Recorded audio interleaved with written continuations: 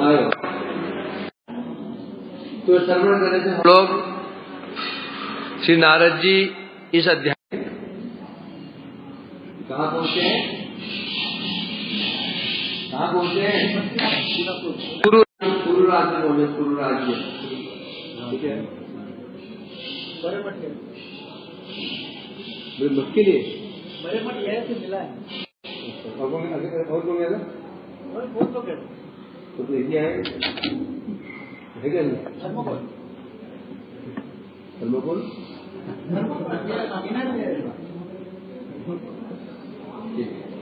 ऐसे जाएगा भूल जाएगा 100 रुपये मिल जाएगा। पता ही था, बताया नहीं किसी ने। अब जो ले जाएगा ना उसको दूंगा, लाओ तो मांगो, ठीक है? क्या बोल रहे? तो नारद जी पहुंचे हैं हस्तिनापुर।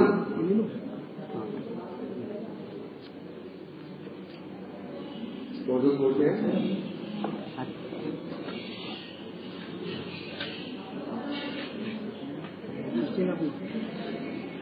क्या नाम है था? अच्छा, गुरुदेशम, गुरुदेश पहुंचे। हस्तिनापुर का एक नाम है कुरु। क्यों? महाराज कुरु ने जिस नगरी को विस्तार से कहते हैं कुरुदेश। कुरु से बने कौरव, पांडव भी कौरव, कौरव भी कौरव, तो कौरव भी है। हम कौरव से क्या समझते हैं? दुर्योधन आदि दुष्ट लोग, परंतु पांडव भी कौरव ही है। क्यों? कुरुवंश में ही उत्पन्न हुए हैं। कुरुवंश में ही राजा पांडु और धृतराष्ट्र उत्पन्न हुए हैं, है ना? फिर कौरवों को विशेष उनकी महिमा थी, जो कौरव बोल दिया गया, पांडव जी को पांडव बोल दिया गया। इसलिए कह रहे हैं पर तो वहां पहुंचे। वहां जब और वहां पर क्या हो रहा था? वहां सभा लगी थी और सभा विचार किया जा रहा था किस प्रकार से भगवान को बुलाया जाए। बहुत दिन हो गए, दर्शन नहीं हुए। पिछले मंत्रों में ऐसा करते हैं, समाचार भेज देते हैं, हम बहुत यज्ञ का अनुष्ठान करने वाले हैं, तो आपको निमंत्रण। इसमें का यज्ञ का नाम सुनते नहीं आएंगे। क्यों नहीं आएंगे? जब हम यज्ञ कर रहे हैं, तात्पर्य क्या होगा? हम सब खुशहाल है, सुख से हैं, आनंद है। यज्ञ अधिकारी कब होते हैं? कब होते हैं? जब कोई समस्या नहीं तो नहीं आएंगे। ऐसा करो, समाचार भेज दिया, हम पर दुश्मनों ने आक्रमण कर दिया, ये सुनते ही वो रह नहीं पाएंगे, आगे आगे बोल जाएंगे। ऐसी मंत्रणा चल रही है। तो यहाँ से कहीं विशेष उपदेश दिया गया था, एक सिद्धांत बताया गया। क्या सिद्धांत था? यहाँ पर क्या सिद्धांत कर दिखाया गया था? ऐसे भक्तों के ऊपर विपत्तियां दो प्रकार से आती हैं। इनके ऊपर कौन भक्त? शुद्ध भक्त, जो समर्पित आत्मा आत्मनिवेदित जिनका हो चुका है, ऐसे जो कृष्ण का प्राण है, ऐसे भक्तों पर कष्ट दो प्रकार। एक कष्ट को भगवान देते हैं उनको जगत में उनकी ख्याति को स्थापित करने के लिए, उनकी प्रसिद्धि उनको प्रदान करने के लिए। और दूसरा कष्ट देते, दूसरा कष्ट को कैसे आता है? भक्त उसमें जानबूझ कर ले लेता है। उद्देश्य क्या होता है? भगवान का दर्शन। ये तो भक्तों के लिए है।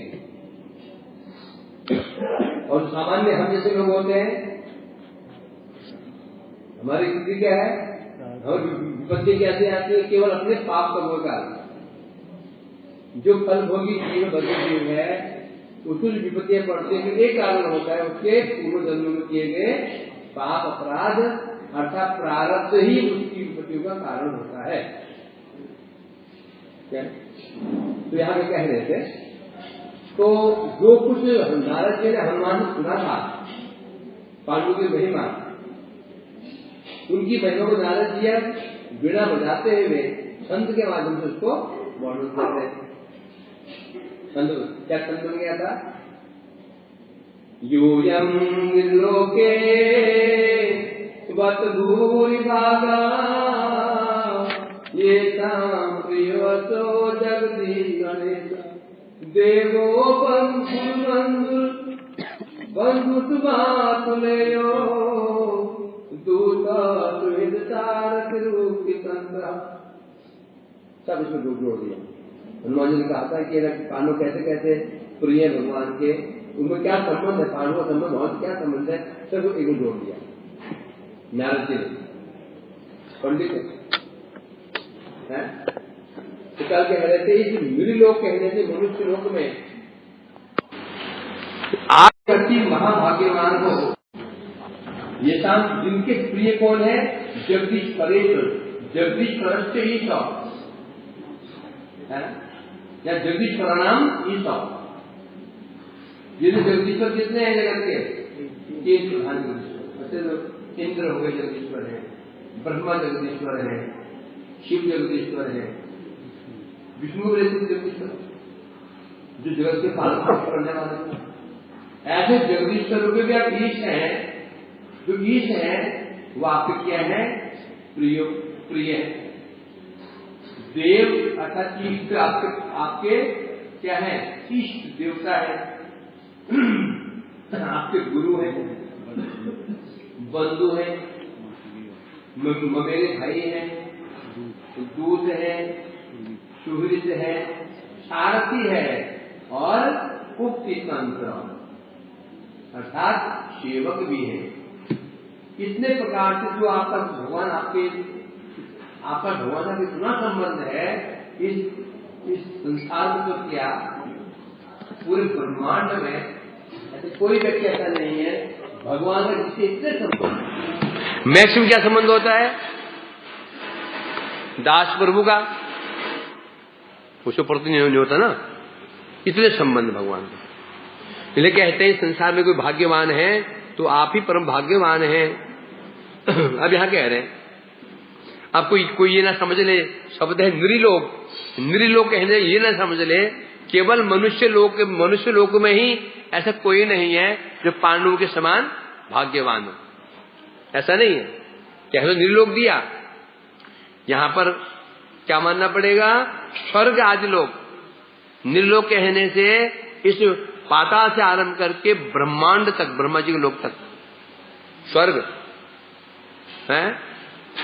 भू भुवस्व जन महा तप सत्य निज तल अतल वे सुतल तलातल निज 7 लोग, 14 लोग है।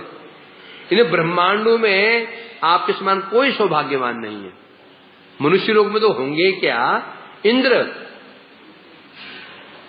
जो देवता हैं लोकपाल लोग हैं वो भी नहीं, उसके ऊपर ब्रह्मा भी नहीं। इसलिए कह रहे हैं यहां पर, क्योंकि स्वर्ग क्यों नहीं? क्योंकि स्वर्ग में अत्यधिक भोग ऐश्वर्य संपत्ति है। स्वर्ग में क्या है? भोग ऐश्वर्य संपत्ति है, भरपूर है, अथाह संपत्ति, अथाह भोग, भोग ही भोग है, परंतु वहां वैराग्य आदि नहीं है। भोग तो बहुत है, किस चीज का? स्वर्ग भोग है, अथाह भोग है, सौंदर्य है, युवावस्था है। देवता कभी बुढ़े नहीं होते, युवा रहते हैं, मरते तक, अंत समय तो युवा ही रहते हैं। और भोग की परम वस्तु, परम वहां पर क्या है? वस्तु में है, अप्सराएं हैं, सब कुछ है। परंतु वहां समस्या क्या है? उन लोगों में वैराग्य आदि नहीं है। इस कारण से स्वाभाविक रूप में भगवान की कृपा की प्राप्ति उपयोगिता वहां नहीं है।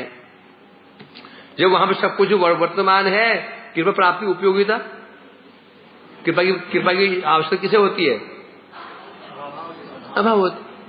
वहां तो सब कुछ तो वहां पर है, इसलिए उन्हें जरूरत नहीं है भगवान की भक्ति की।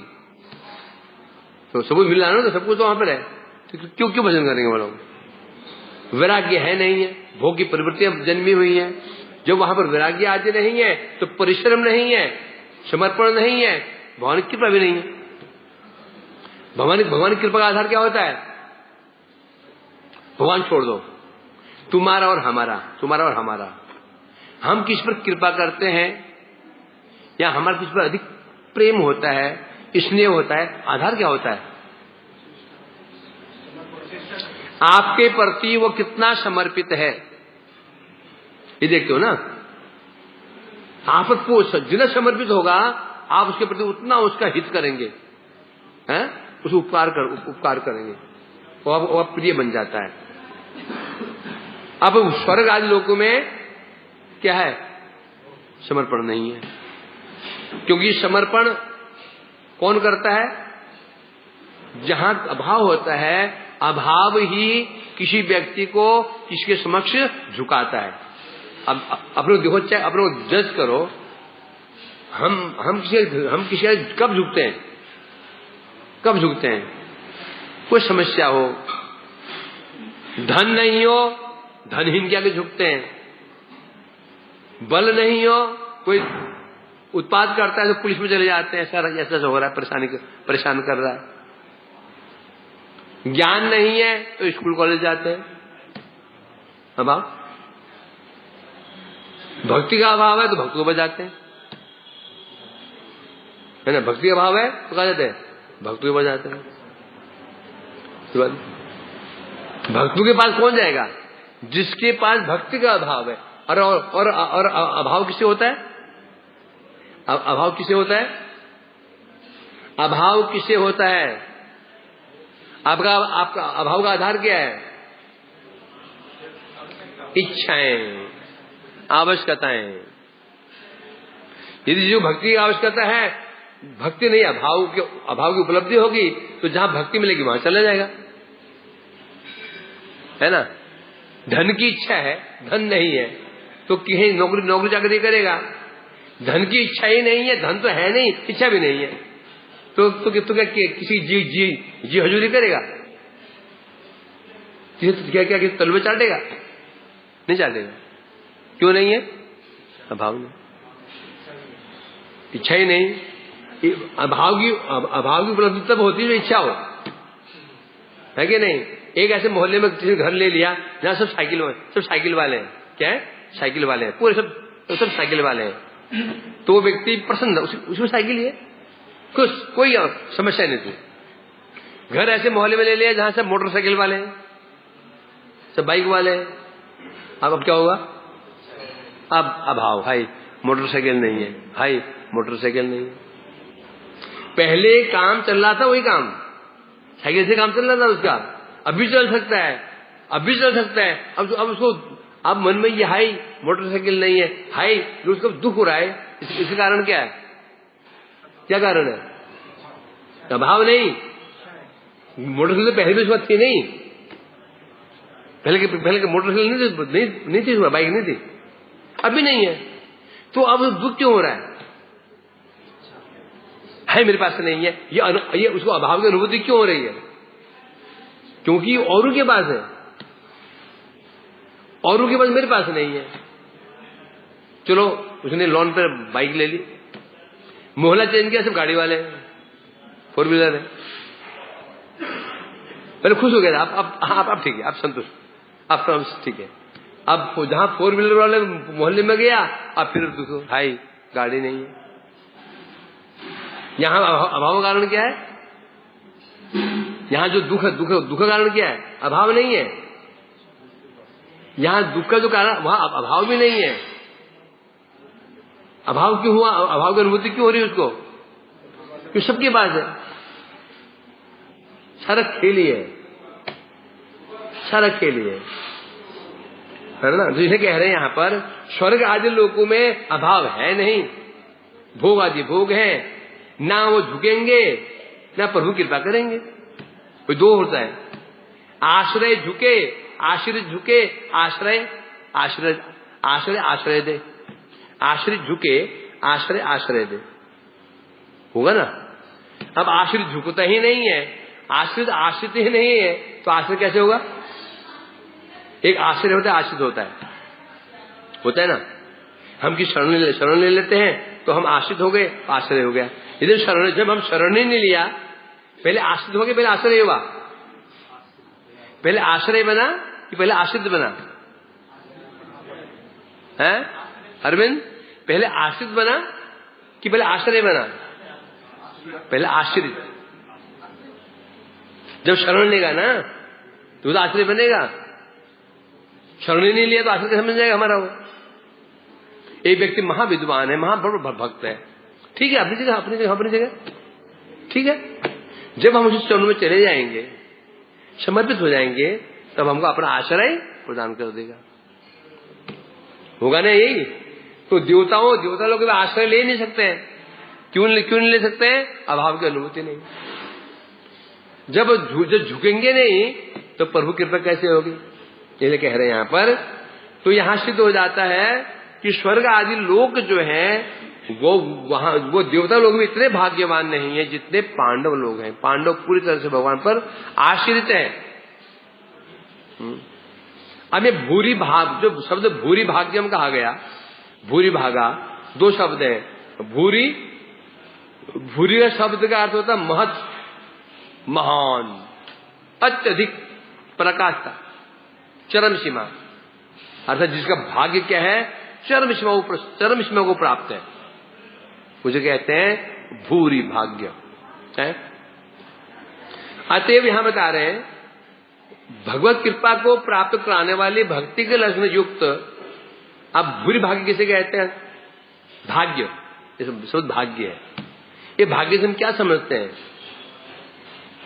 कि धन मिल जाए, है, सुंदर पत्नी हो, मां महाभाग्यवान है, सुंदर पति हो, भाग्यवती है, अच्छे पुत्र हो, भाग्यवती भाग्यवान है, धन है तो भाग्यवान बोलते हैं ना हम लोग। वास्तव भाग्यवान क्या है? क्या बता रहे हैं? वास्तव भाग्यवान शब्द का अर्थ क्या है बता रहे हैं। भगवान की कृपा को प्राप्त करने वाली भक्ति के लक्षण भाग्य। भाग्य तो ही भाग्य है जब भगवान की कृपा प्राप्त कराने के योग्य, जो हमें भगवान की भक्ति प्राप्त करा दे, ये लक्षण जिसमें हो उसे भाग्य कहते हैं। धन मिल गया किसको? है भगवान किसी को बहुत धन दे दिया, अब वो भाग्य है कि नहीं है? वो जो धन दिया है, वो धन से यदि उस व्यक्ति को भगवत कृपा मिल जाती है तो वो धन क्या है? भाग्य है। सुंदर पुत्र मिल गया, भाग्य कहा गया इसको।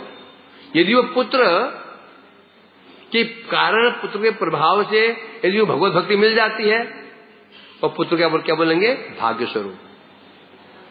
पर होगा नहीं ऐसा। सीधा तात्पर्य भाग्य का लक्षण, भाग्य का संबंध किससे है? से भगवान से।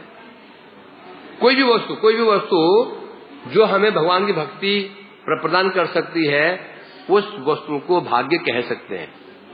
चाहे वो धन हो, चाहे जन हो, है, चाहे संपत्ति हो, कोई भी हो।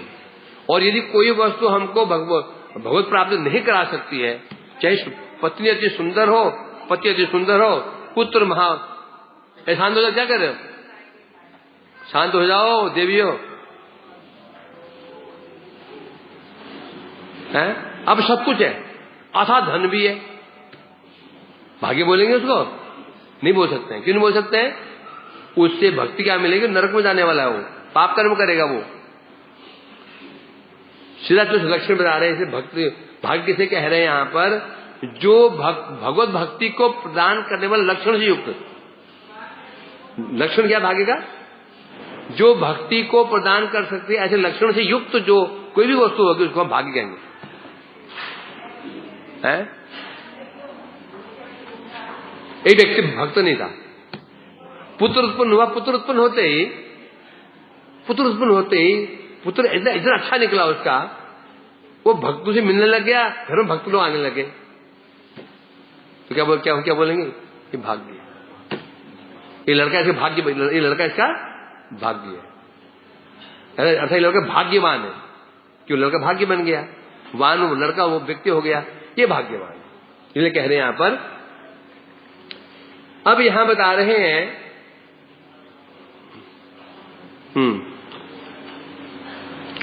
अर्थात कारण बता, पांडव ही भूरी भाग्यवान है। भूरी माने होता अत्यधिक भाग्यवान है। कारण क्या है? कारण बता रहे हैं, ब्रह्मा रुद्र आदि जो ईश्वर है, ईश्वर करने से कौन से ईश्वर?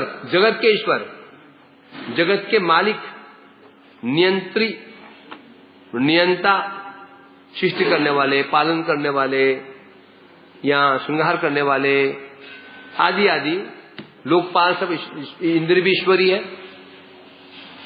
वरुण ईश्वर है, ईश्वर है सभी लोग। तो ऐसे ईश्वरों के भी जो ईश्वर हैं वे देव को कौन है? देव के नंदन। और देव के नंदन जो है आप लोगों के प्रिय हैं। कौन प्रिय है आपके? कौन प्रिय है? समझ, ईश्वरों के भी ईश्वर जो कृष्ण है, देव के नंदन आपके प्रिय है। अतः ये भाग्य किसका है? किसी का नहीं है। ये ब्रह्मांड किसी का? ब्रह्मा के नहीं है। क्योंकि ब्रह्मा संबंध किससे है? ब्रह्मा संबंध किससे है? गर्भोदशाई विष्णु से है, उसके ऊपर नहीं है। तो पांडु में किससे है? साक्षात देव के नंदन भगवान के जो कृष्ण के जो एक प्रकाश है उनसे संबंध है। नारद जी और भी कह रहे हैं देव के नंदन आप लोगों के प्रिय ही नहीं है, अपितु इष्ट देव भी है, गुरु और बांधव भी है। इष्ट देव अब इष्ट देव किसे कहते हैं? इष्ट देव। इष्ट मन होता है उपास्य। इष्ट जो इष्ट शब्द बना है वो बना ईश शब्द, ईश से इष्ट बना है। ईश कौन होते हैं? हमारे ईश्वर। इष्ट शब्द से कहते हैं जो हमारे उपास्य। तो वो देवनंदन को ना आपके इष्ट देव भी हैं, अर्थात नित्य उपास्य है। और नित्य उपास्य को कौन होता है? जो सब प्रकार विपत्तियों से रक्षा कर। बोलते ना, देवी हमारे इष्ट देव है, हनुमान जी हमारे इष्ट देव है, फलाना भूत हमारा इष्ट देव है, वो हमारा इष्ट देव। बोले इष्ट देव हमारा ये शनि इष्ट देव है। अर्थात इष्ट देव होता है जो पूरे एक कुल का, कुछ व्यक्ति का कल्याण करते हैं, रक्षा करते हैं, पालन करते, उसे कहते हैं इष्ट देव, है ना। प्राय भारत में होता ही है। जी हाँ जी, हमारी फलानी देवी हमारी कुल देवी है, इष्ट देवता है, इष्ट देव मतलब इष्ट देवी है। बोलते ना इष्ट के अर्थात जो सब इच्छाएं पूरी भी करती है और रक्षा भी करती है? तो इष्ट है। और क्या है दूसरा? गुरु। अब गुरु का संबंध किससे है? जो सब प्रकार के उपदेश जाता है, गुरु भी कैसे है? साक्षात रूप में। कृष्ण बंदे जगत गुरु, क्यों जगत गुरु कहा गया कृष्ण को? क्यों, कैसे कहा गया? उपदेशता है। कृष्ण हमें कैसे उपदेश दे रहे हैं? शास्त्र के माध्यम से। कृष्ण उपदेश कैसे दे रहे हैं? वेद आदि उपनिषद शास्त्र कौन है? तस्य व एतस्य महाभूतस्य निश्वसम एतत् ऋग्वेदो, ऋग्वेद है। उन महापुरुष के सिर मुख से निश्वास से वेद निकला, ऋग्वेद, सामवेद, अथर्ववेद। तो इस प्रकार से भगवान जगत गुरु हैं जो हमें उपदेश प्रदान कर रहे हैं शास्त्रों के माध्यम से। परंतु हे पांडवों, भगवान आपके कैसे गुरु हैं? साक्षात रूप में उपदेश देते हैं। कैसे दे उपदेश? साक्षात रूप में। जैसे तुलना करें, सबसे पहले वेद उपनिषद पुराण आदि, उसके ऊपर गीता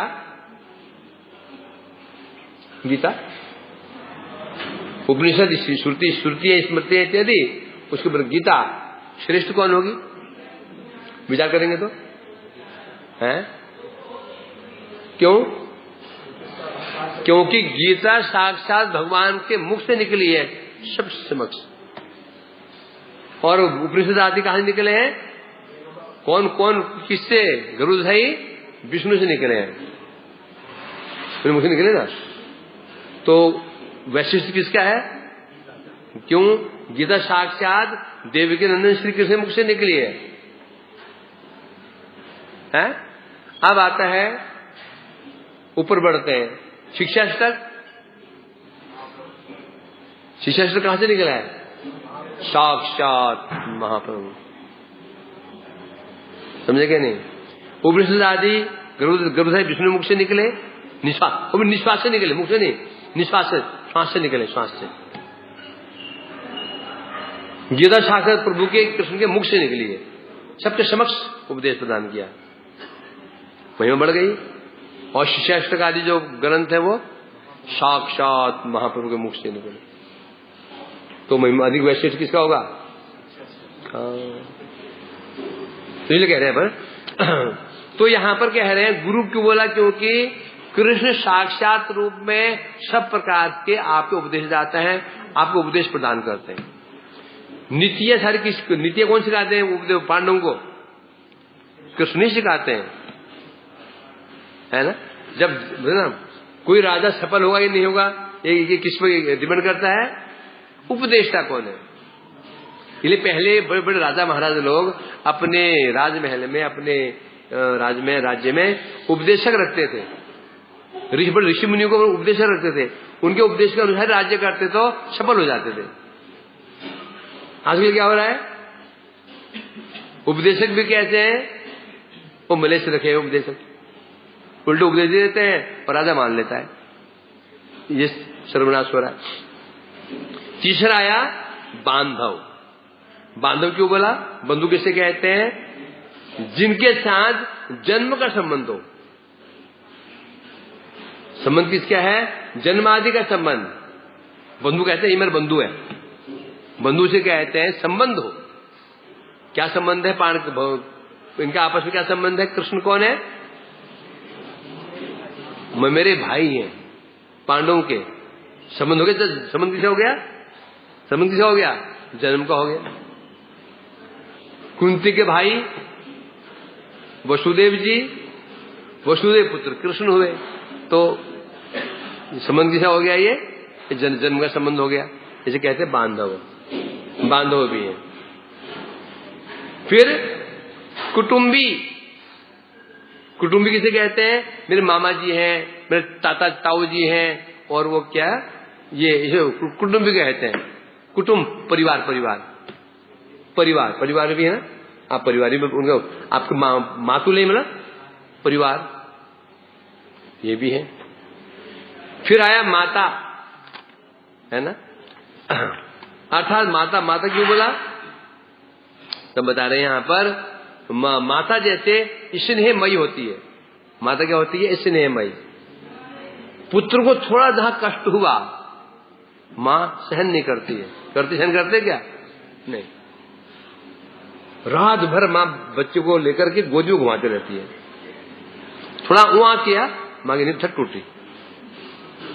बाप तो इसके लिए बाहर जा इसके लिए बाहर जा, तो बेचारी होता ना ऐसे, अतुल ये बाहर ले जाने इसको, नींद तोड़ देती हमारी। वो बेचारी माँ गोदी में लगे विचार करती है। और आश्चर्य क्या होता है? सुबह होते होते बच्चा फिर सो जाता है आराम से। सुबह चार और माँ उसको उठना पड़ता है, घर काम भी करो, दिन में फिर वो बच्चा सुने नहीं देगा। ये माँ की ममता है, समझे कि नहीं? ये माँ की ममता देखनी हो तो बंदरों में देखो, माँ की ममता। बच्चा मर जाता है, माँ छोड़ती नहीं उसको। एक दिन हम जा रहे थे, मैं कौन था मेरे साथ में, शायद अच्छा वो था परमानंद था।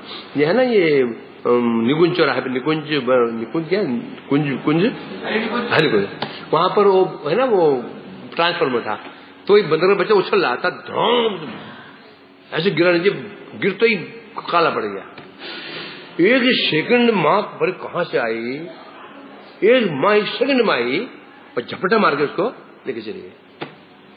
ऊपर बैठ करके उसको देखे जा रही, सब हवा कर, वो उसने आगे चिंगारे निकले, चिंगारियां, वजन निकल गया, वो आग लग रही है। वो बंदरिया आई, डर के डरी भी नहीं, उठाया झट लेकर के वो चढ़ गए ऊपर छत पे। कई ऐसे केस देखे ममता के। हाँ सड़ गया, वो बच्चा सड़ जाता है कई बार, छोड़ती नहीं, लगे घूमते रहते। पर खाते समय छोड़, खाने को लेकर छोड़ दो, खाना नहीं देगी, हाँ पेट खराब हो जाएगा। तो ये कह रहे हैं जैसे माँ अति अति स्नेहशील होती है बच्चों के प्रति, कृष्ण भी वैसे स्निग्ध है।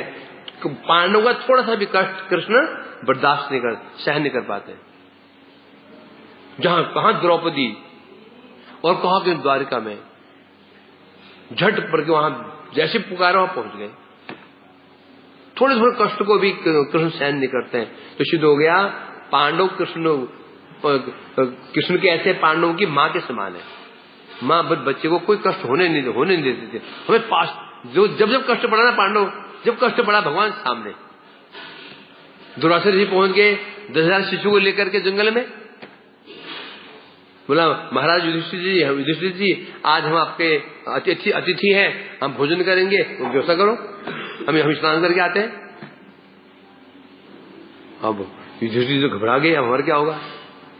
द्रौपदी अब तुम्हें हमारी रक्षा कर सकती हो। उन्होंने क्या किया, माधव सामने आ गए, भूख लगी है तो खिलाओ मेरे को, जब विपत्तियां पड़ेगी।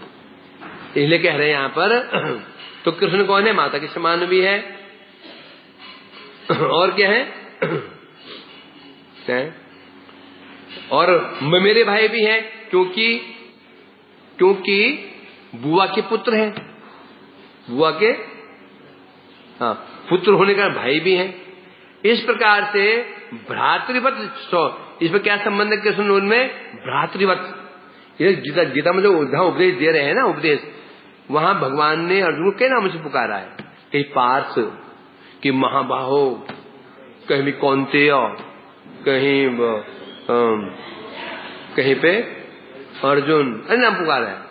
क्यों पुकारा है नाम, कहीं भारत, जहां पर अर्जुन बहुत भयभीत हो जाते हैं, तब क्या बोलते हैं, पार्थ। क्यों बोलते हैं, अरे तुम मेरे भैया हो, तुम मेरे भाई हो, पृथा के पुत्र हो ना।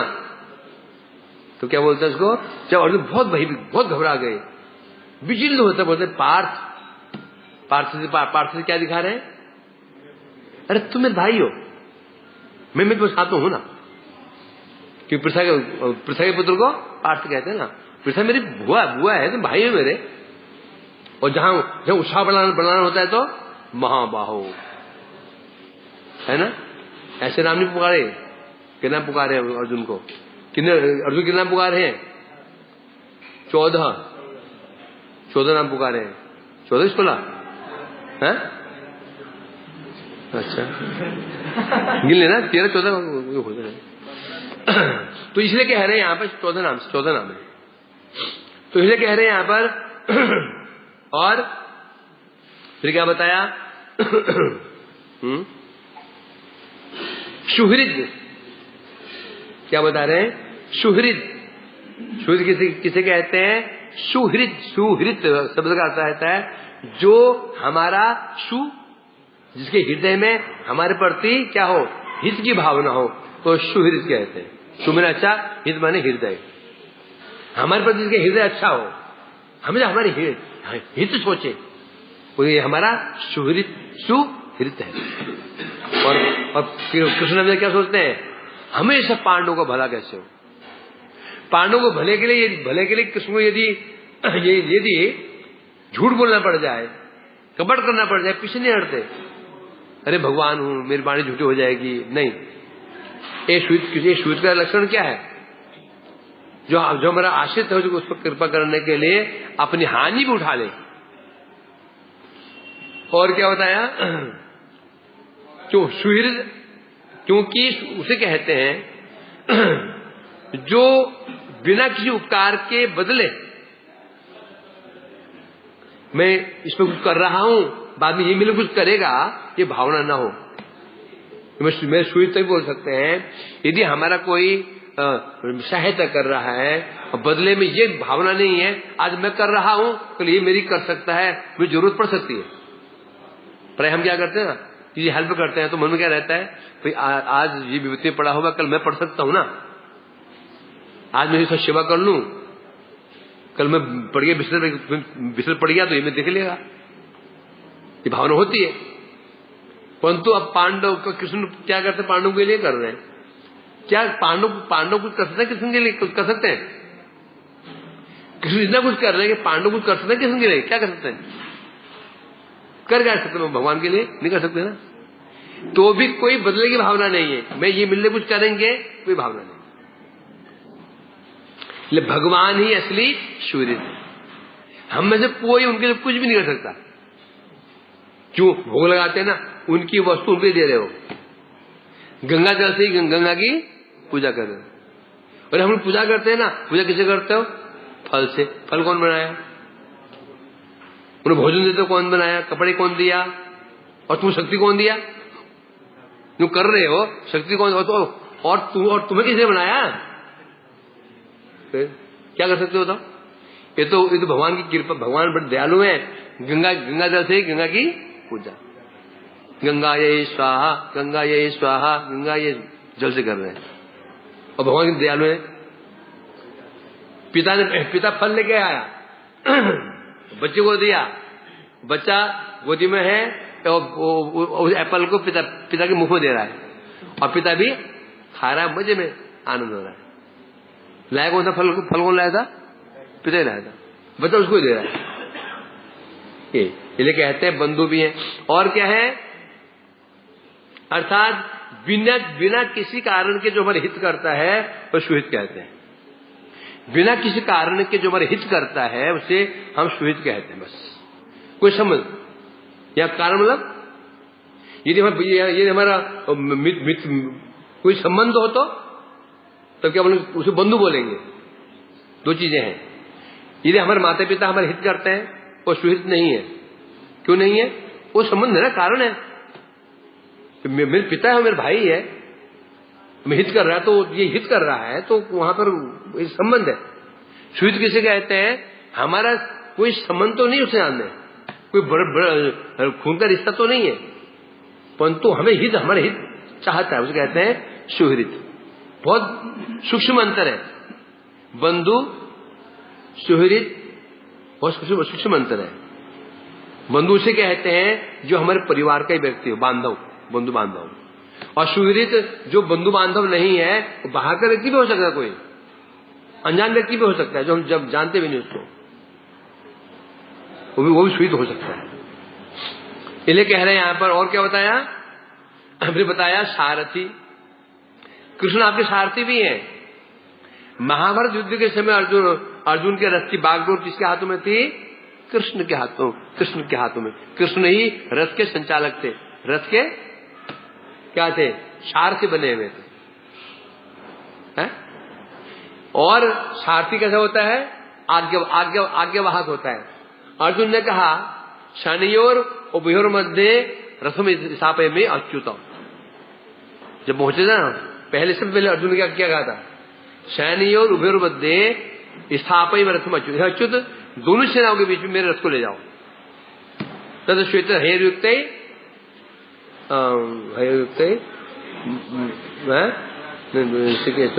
इसे ऋषिकेश हो। तब श्वेत घोड़े, जिस रथ में श्वेत है, श्वेत घोड़े कैसे थे? सफेद रंग के घोड़े थे। घोड़े सफेद रंग के घोड़े थे। ऐसे रथ को लेकर भगवान कृष्ण बीच में लेके चले गए।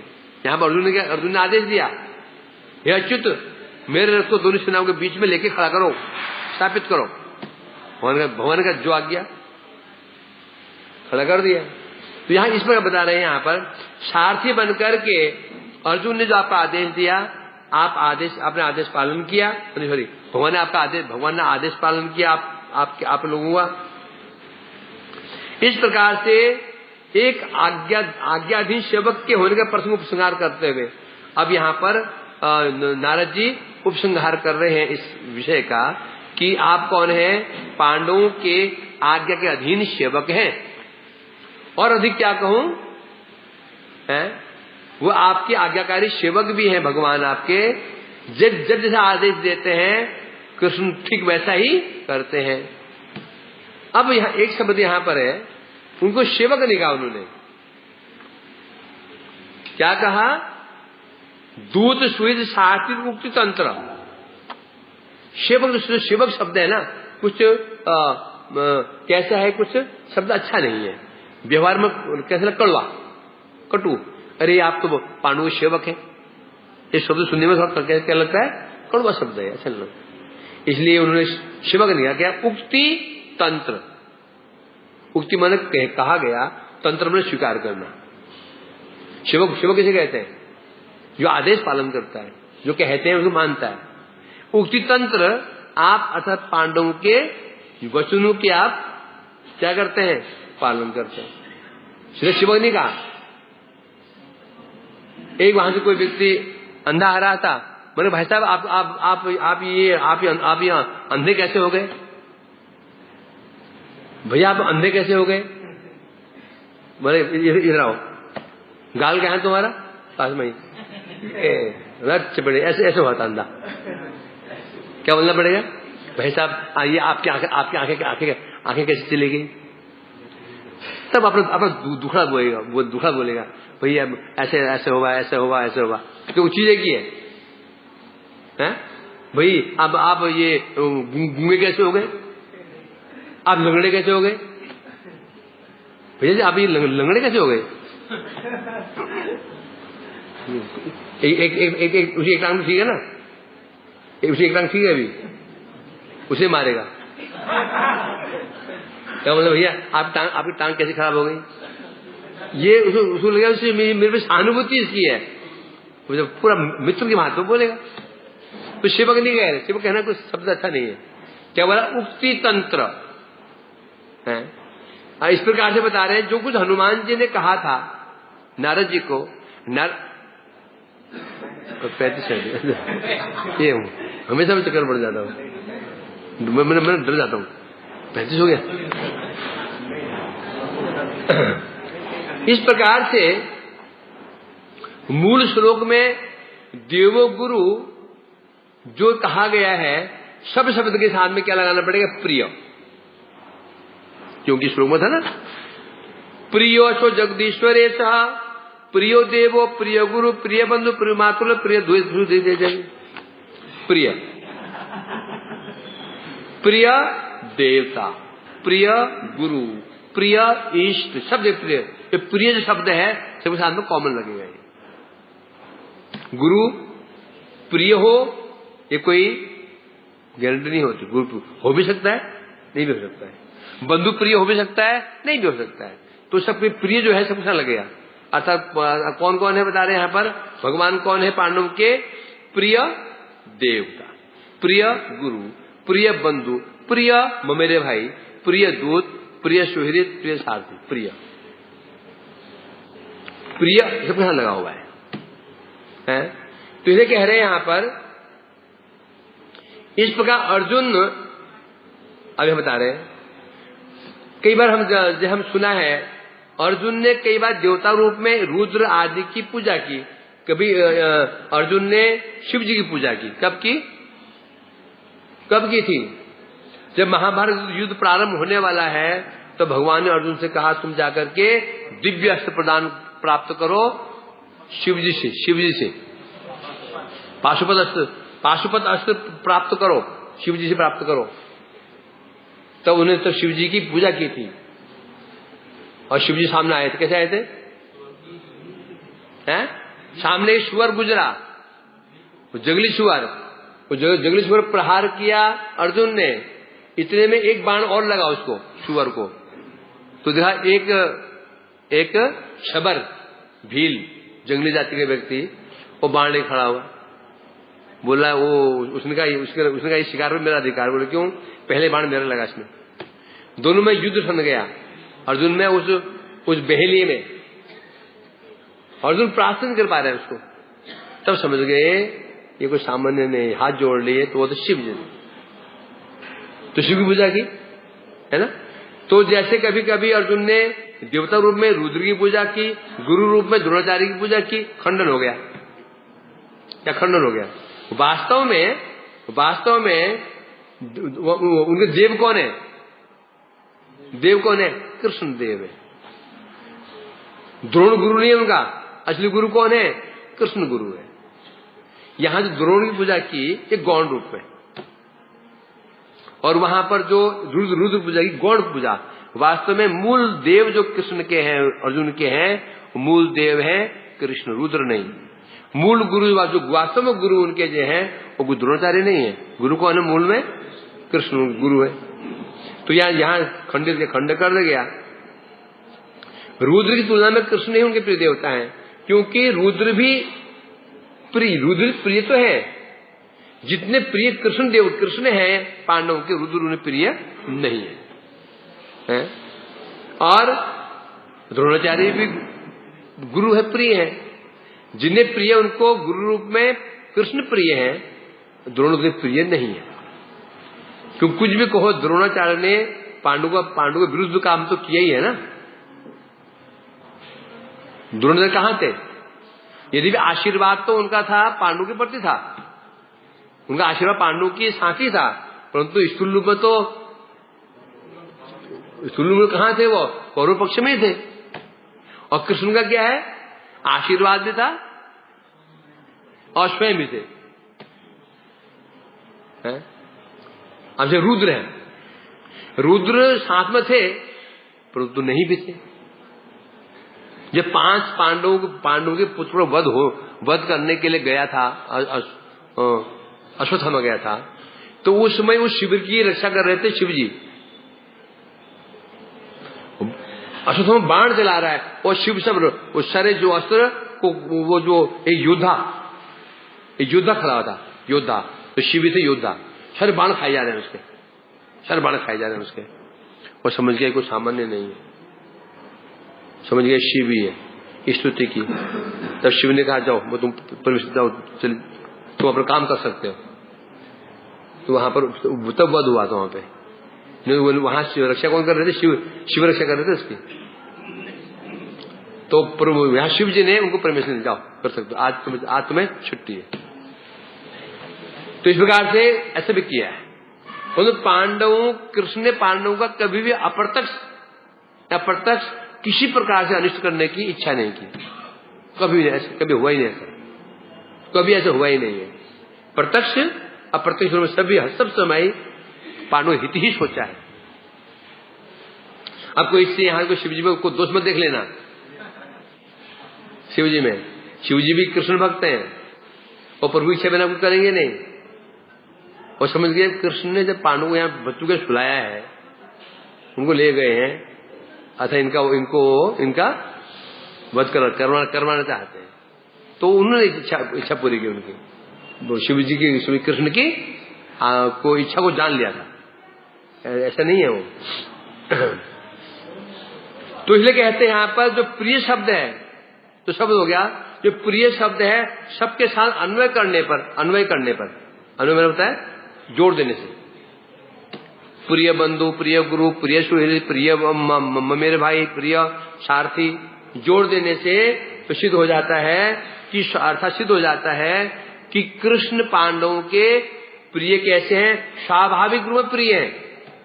जैसे उदाहरण देता हूं, जैसे किसी बड़े भाई को छोटा भाई प्रिय होता है। कैसे प्रिय होता है? वो स्वाभाविक ही होता है। परंतु एक बाहर का व्यक्ति हमारा प्रिय बनता है, स्वाभाविक नहीं होता। या उसने हमारे लिए कुछ किया हुआ होता है, कुछ हमारा भला किया, प्रिय बन गया। परंतु छोटा भाई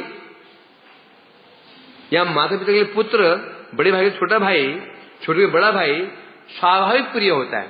पूछो भाई तो तू छोटा भाई प्रिय क्यों है? क्या बोलेगा? मेरे भाई है। प्रिय क्यों है? भाई है। अरे प्रिय क्यों है भाई? क्या बोलेगा? ना ये प्रिय इसलिए है ना, इसलिए मेरे को मेरी सहायता की थी, ऐसे बोलेगा जाएगा। एक तीसरा व्यक्ति अब प्रिय क्यों है? अरे भाई मैं वहां पर गया था, फंस गया था मैं विपत्ति में, मेरी सहायता की थी, इसलिए प्रिय है, ये बोलेगा ना। तो यह सिद्ध हो जाता है पांडव कृष्ण के प्रिय क्या है? स्वाभाविक ही प्रिय है, किसी कारण से नहीं है। तो यहां ये कहना चाहते हैं, अतएव सारार्थ यह है, सारार्थ बता रहे, सारार्थ यह है ब्रह्म रुद्र आदि केवल ईश्वर है। ब्रह्म क्या है? केवल ईश्वर है। ये आप लोगों के प्रिय ईश्वर है।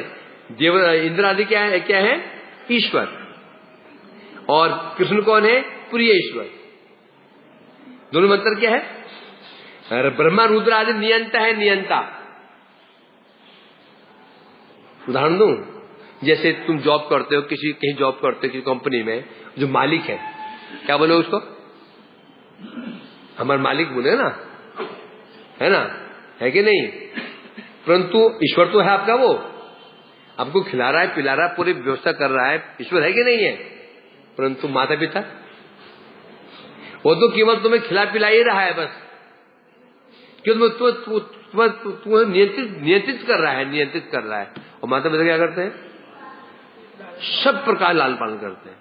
तो ब्रह्मा रुद्र आदि इनसे क्या संबंध है, हमारे लिए ब्रह्मा क्या कर रहे हैं, बस हम नियंत्रित कर रहे हैं, बस हो गया।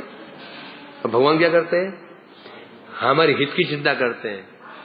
ब्रह्मा आदि हित की चिंता नहीं करेंगे, हित कैसे होगा वो चिंता नहीं करेंगे। भगवान और कृष्ण क्या करते, पांडवों के हित की चिंता, जैसे मां चिंता करते हैं ना, ऐसे चिंता। यही बता रहे हैं यहाँ पर, ब्रह्मा इंद्र रुद्र आदि केवल नियंता है, नियंत्रण में हमको नियमित कर रहे हैं, कंट्रोल कर रहे हैं। परंतु कृष्ण कैसे हैं, कैसे हैं, प्रिय ईश्वर, अर्थात हमेशा हित की चिंता करते हैं, उसे कहते हैं प्रिय ईश्वर। इसके अलावा और भी घनिष्ठ संबंध है, और संबंध है गुरु। बता रहे यहां पर, ईश्वर से भी अधिक गुरु संबंध, ईश्वर से भी अधिक घनिष्ठ संबंध क्या है, गुरु। ईश्वर संबंध घनिष्ठ है, गुरु संबंध घनिष्ठ है, गुरु। क्यों है, गुरु ही हमको सही मार्ग बताएगा। ईश्वर की पूजा कैसे करनी है, इसके लिए अब देखो ना, माता पिता श्रेष्ठ है कि ईश्वर टीचर श्रेष्ठ, नहीं, टीचर की शिक्षा प्राप्त करके ही माता पिता की सेवा भी हम कर सकते हैं, समझे कि नहीं। ये योग्य टीचर शिक्षा प्रदान करता है कि तो माता पिता तुम्हारा कैसे उपकार है, क्या उपकार है, वो तो माता पिता तो है ही है, परंतु उससे अधिक विचार करेंगे, टीचर का महत्व अधिक होता है। माता पिता को जन्म दे दिया, हमको संवारेगा कौन संवारता है हमको, गुरु, टीचर संवारता है। बल्कि जब सोचो ना, एक व्यक्ति अनपढ़ है, देख लेना, अनपढ़ है, माता पिता का आदर नहीं करता, प्राय देखा जाता है। जो अच्छा पढ़ा लिखा होता है, कि मुझे पता होता है कि वो क्यों पढ़ लिख गया, समझ गया कि माता पिता क्या महत्व है, वो हमें आदर करेगा। जो गंवार टाइप का व्यक्ति है, वो आपने दिया क्या हमको, क्या किया हमारे लिए, क्या किया। जो पढ़ा लिखा है बोले हाँ माता पिता ने हमको पढ़ाया है, धन खर्च किया है, कितनी एनर्जी हमको दी है, समझे कि नहीं। इसलिए गुरु का महत्व अधिक होता है, क्योंकि गुरु ही ईश्वर की इष्टता को हमको समझाता है। ईश्वर कैसे, ईश्वर की हम पर कृपा है, इष्टता मतलब कैसे भगवान की हम पर कृपा है, इसे कौन दिखाएगा, गुरु समझाता है। गुरु ना समझाए ना, कृपा हो रही है, कृपा समझ में नहीं आएगी। कृपा हो रही है भगवान की, हम समझ ही नहीं पाएंगे उसको। जब गुरु तुम दिखाएगा तुम्हें कृपा ऐसे हो रही है, ये कृपा हो रही है, ऐसी कृपा हो रही है, ऐसी कृपा हो सकती है, इसलिए कहते हैं यहाँ पर उससे भी घनिष्ठ संबंध है गुरु का।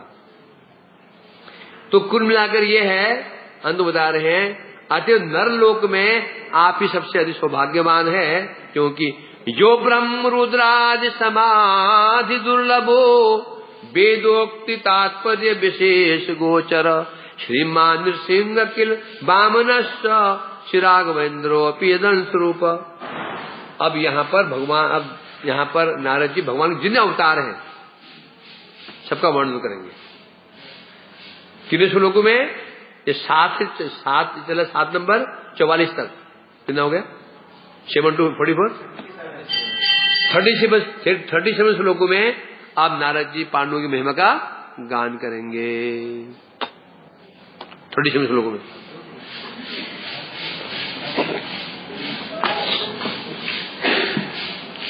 प्रहलाद जी कितना गान किया गया था, प्रहलाद जी ने, प्रहलाद जी कम, उसके बाद हनुमान जी का अधिक, उसे अधिक इनका।